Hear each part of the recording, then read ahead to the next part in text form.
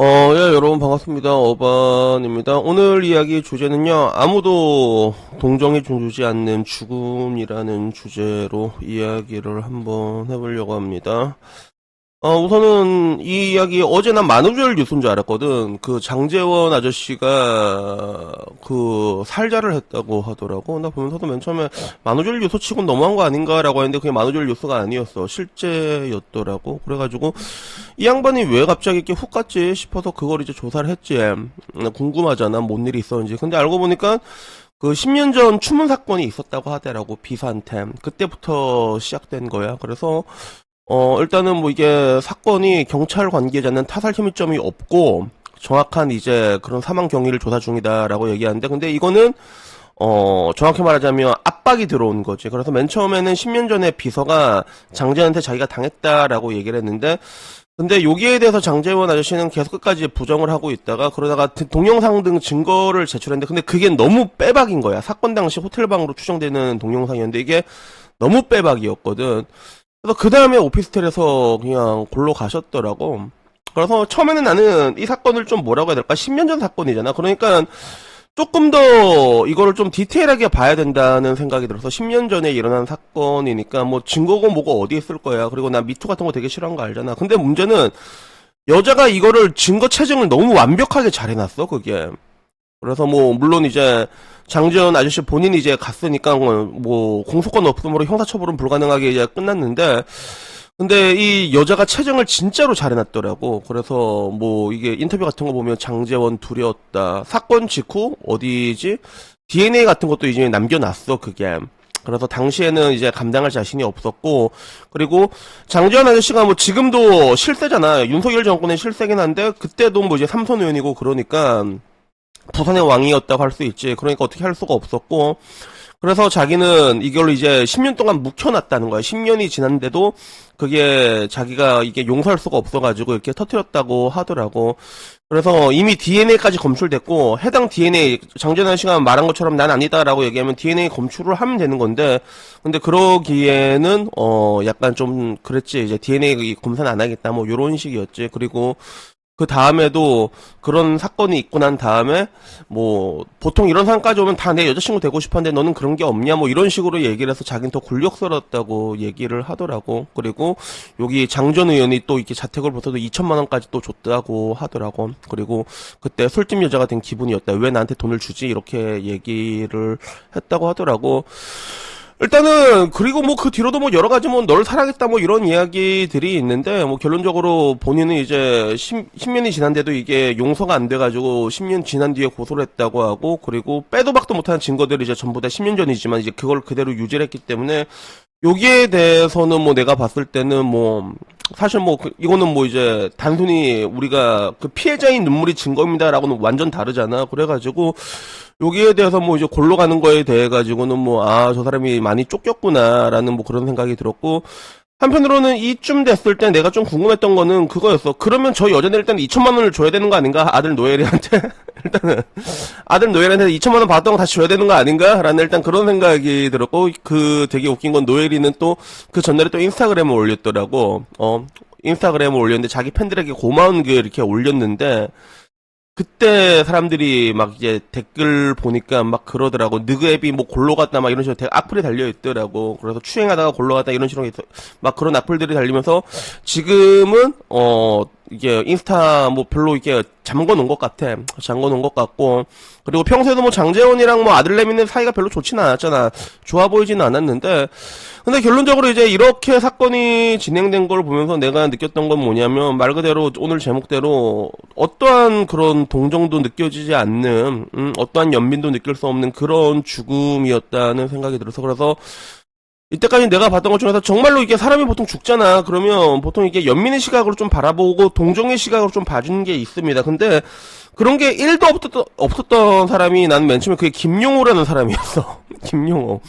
김용호 아저씨 죽었을 때 막 그런 얘기 있었잖아. 그래서 뭐, 그 나쁜 짓 하는 유튜버들은 지옥에 가면 김용호가 마중 나와 있다고. 그런 얘기가 있었잖아. 그래서 그 사람은 마지막까지 갈 때까지 그 진짜 진짜 민폐만 끼치고 갔잖아. 호텔에서 뛰어내렸잖아. 부산의 모 호텔. 그래서 야 저기 호텔은 또 무슨 잘못을 했다고. 야 마지막까지 진짜 김용호스럽게 간다라는 그런 생각이 들었는데, 근데 같은 맥락에서 장지현 아저씨도 약간 이런 느낌이 있었던 것 같아. 그리고 내가 말하는 장지현 아저씨가 일말의 동정의 가치도 못 느꼈던 이유는 뭐냐면 그거야.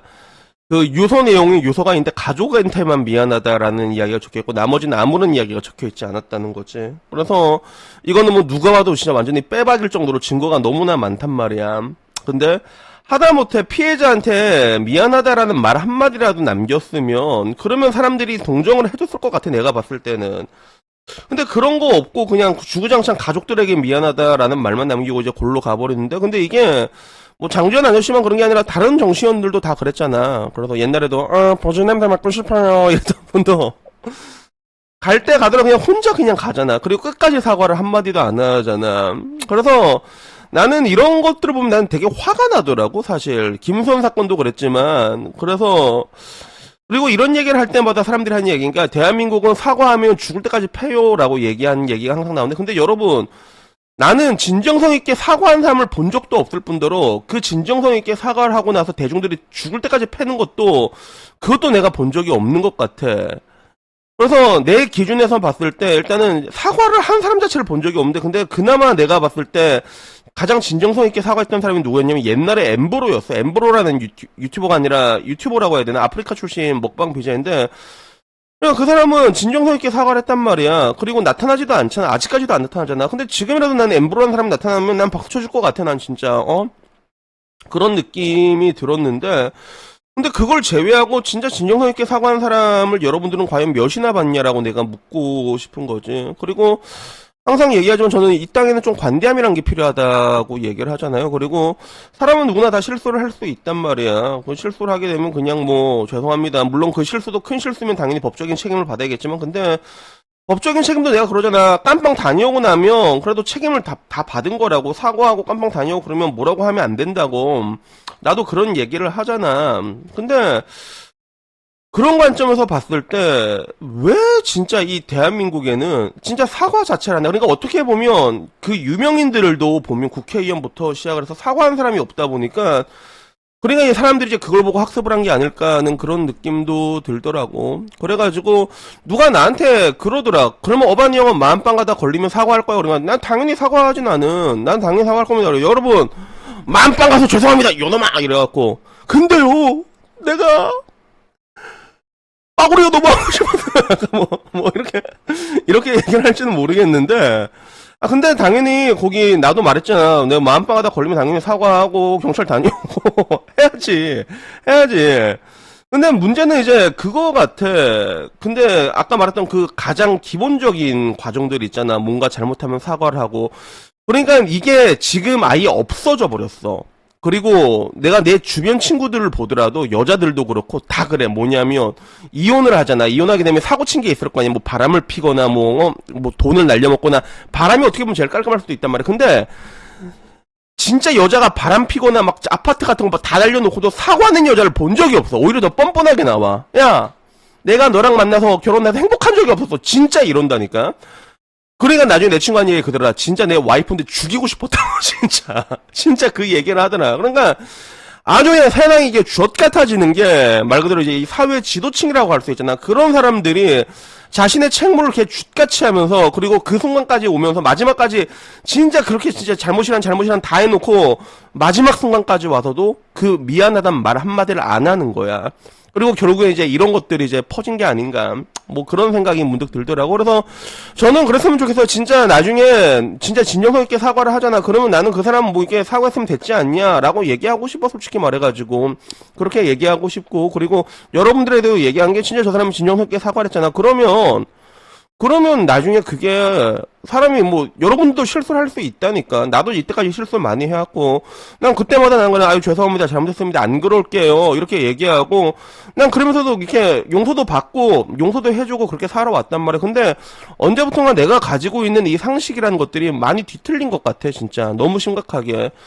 그래서 그런 것들을 이렇게 뒤집어 놓는 사람들 있잖아.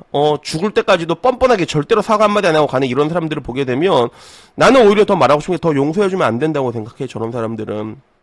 그리고 반대로 잘못했다 그 말 한마디 할 줄 아는 사람 있지, 그런 사람들에 대해서는 우리가 조금 더 관대하게 바라보는 그런 것들이 필요하지 않나라는 그런 생각이 들어가지고 이 얘기를 한번 해봤습니다. 그래서 여튼간에 뭐 오늘 얘기는 이 얘기 한번 해보고 싶었고, 다음에는 뭐 조금 더 재밌는 이야기로 찾아뵙도록 하겠고, 여러분들도 뭔가 잘못했다, 뭐 잘못하지 않은 사람이 살려면 병신짓 해, 그러면 그냥 죄송합니다, 잘못했습니다, 다음부터 조심하겠습니다. 우리 군대에서 맨날 뭐라고 그래, 너 이거 왜 그랬어, 그러면서 죄송합니다, 뭐야. 아니 죄송하다는 말 들으려는 게 아니라 알면서 이걸 왜 그랬냐고 그 경위를 듣고 싶단 말이야 라고 했을 때, 그때 거기서 변명하면 엿된다. 그게 이렇게 해서 이렇게 됐다가 아니라 그때도 계속 그냥 죄송합니다. 그럼 그냥 간다니까, 그냥 간다니까. 그냥 죄송하다고 얘기하면 된단 말이야. 근데, 이게 왜, 아니, 우리 남자들 군대에서 다 이걸 학습하지 않나, 이거? 근데 이게, 왜 이렇게 됐나 몰라, 진짜. 그래가지고, 뭐, 저로서는 좀 뭔가 옛날이랑 많이 이런 게 변한 것 같아갖고, 좀 많이 항상 이런 부분에 대하고, 좀 그런 생각을 가지고 있는 것 같아요. 그래서 여튼 뭐 오늘 이야기는 진짜 여기까지고, 다음에는 조금 더 좋은 이야기, 그리고 마지막으로 우리 모두 좀 뭔가 잘못하면 인정하고 사과할 줄 아는 그런 지성인이 되었으면 좋겠습니다. 이상입니다. 감사합니다. 땡큐.